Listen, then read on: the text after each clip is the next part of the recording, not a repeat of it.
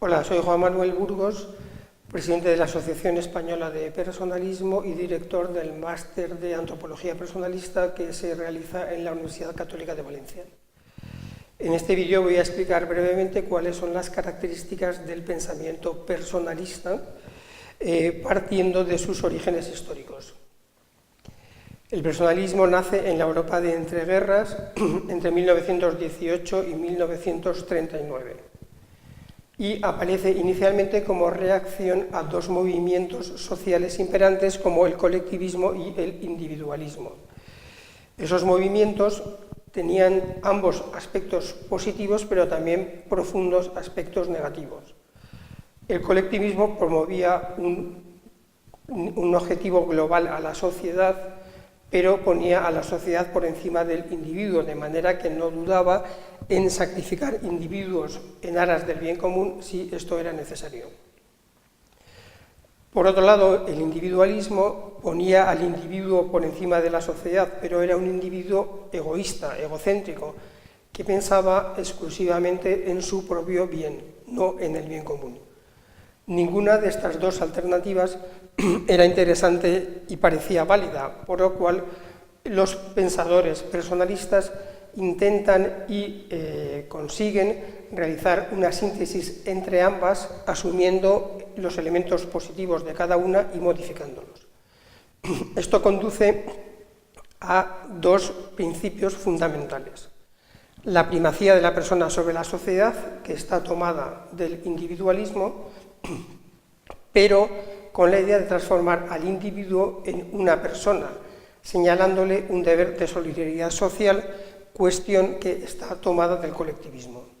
Esto da lugar a lo que podemos denominar personalismo comunitario, y en su momento se llama así, y establece las reglas generales mediante las cuales el personalismo se relaciona con la sociedad o ofrece una teoría de relación entre persona y sociedad. El personalismo, por otro lado, tiene también fuentes filosóficas, no solamente procede de un fenómeno social. En concreto, podemos ver todas estas fuentes que mencionaré de manera muy breve. Por un lado, tenemos a Kant con su teoría de no instrumentalización de la persona. Tenemos también al tomismo, que para algunas corrientes personalistas ofrece una perspectiva ontológica. Tenemos también a Kierkegaard, que es el primero que sale en defensa del individuo frente a la abstracción hegeliana, frente a los sistemas de la filosofía idealista. Kierkegaard, a su vez, induce o inspira el existencialismo, que a su vez, con los conceptos de dinamización de la persona humana, libertad, destino, es otro de los inspiradores de la filosofía personalista.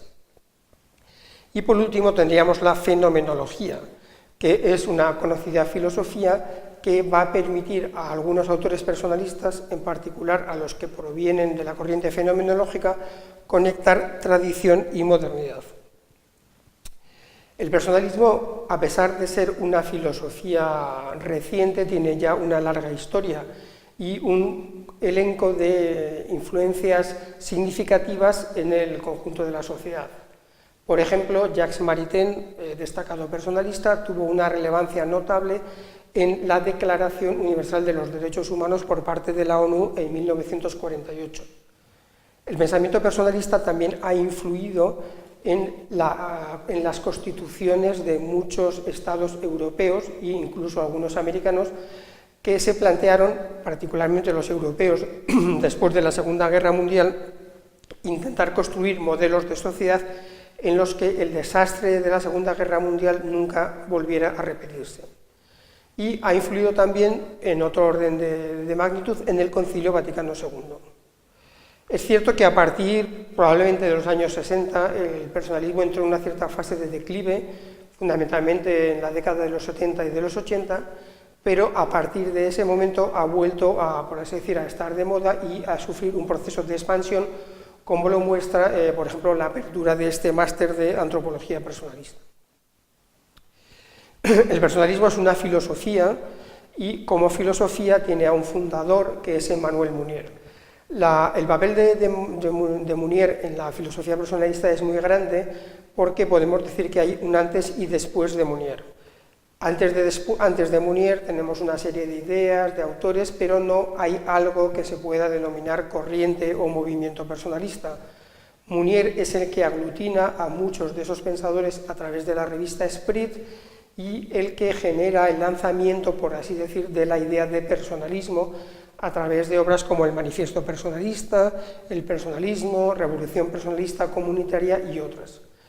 En Munier hay mucho de movimiento de reacción al principio, pero con el tiempo se va decantando una filosofía que, sin embargo, no tiene tiempo a desarrollar por su breve vida, puesto que, como veis en el PowerPoint, muere a los 45 años. Munier, sin embargo, no es el único personalista. Existen grandes nombres de talla filosófica muy importante, incluso en algunos aspectos superiores a la de Munier, como son todos estos autores o algunos de ellos que vamos a mencionar a continuación. Son lo que yo llamo los nombres del personalismo y que aquí están agrupados por áreas lingüísticas. En el personalismo francés encontramos a Gabriel Marcel, a Nedoncel, a Maritain, por referirnos a los grandes clásicos. Luego hay autores de segundo nivel. En el personalismo alemán tenemos a Guardini, von Hildebrand, Scheller, Edith Stein, recientemente a Joseph Seifer. En el personalismo polaco tenemos a la grandiosa figura de Karol Wojtyła y también entre otros, a Bartnik, además de otros muchos que se encuentran en esa tierra.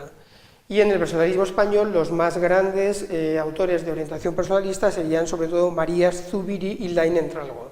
También existe un personalismo italiano con figuras como Parison o Stefanini.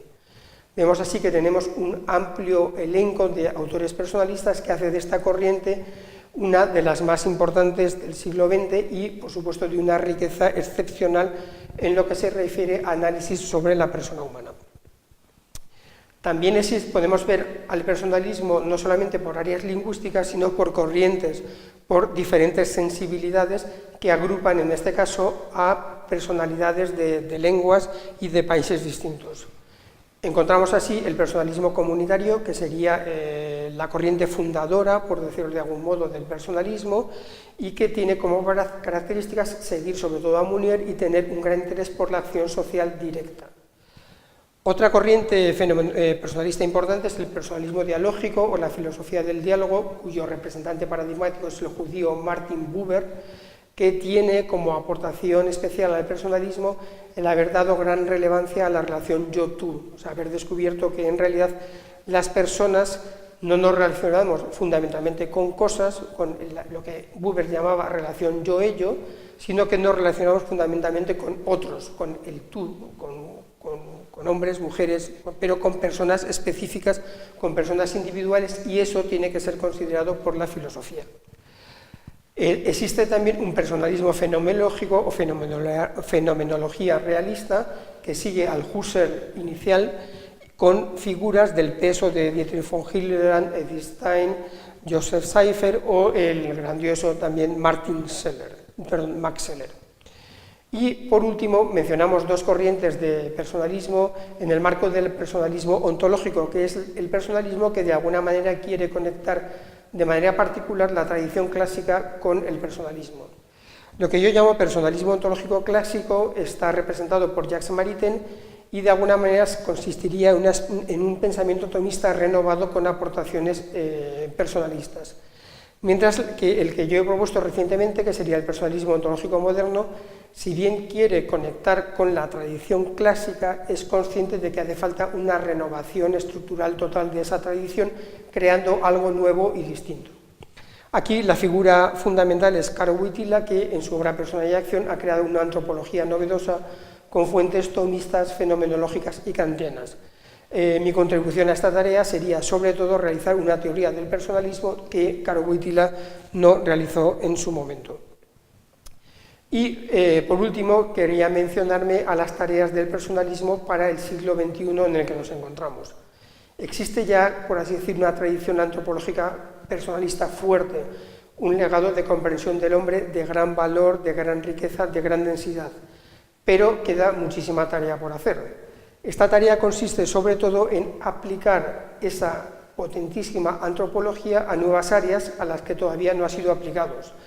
En el PowerPoint se pueden ver muchas de esas áreas Y lo que ocurre es que la creatividad, la originalidad de esas propuestas personalistas todavía no está aplicada a esas áreas.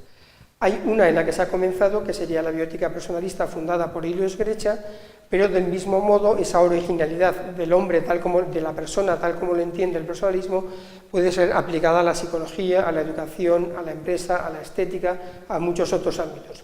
Esa es la tarea que está por realizar, que quizás algunos de los participantes en el máster de antropología personalista pueden contribuir mediante trabajos de fin de máster o mediante tesis, pero que en cualquier caso es una tarea colectiva que solo podrá ser realizada por la colaboración de muchos investigadores. Muchas gracias.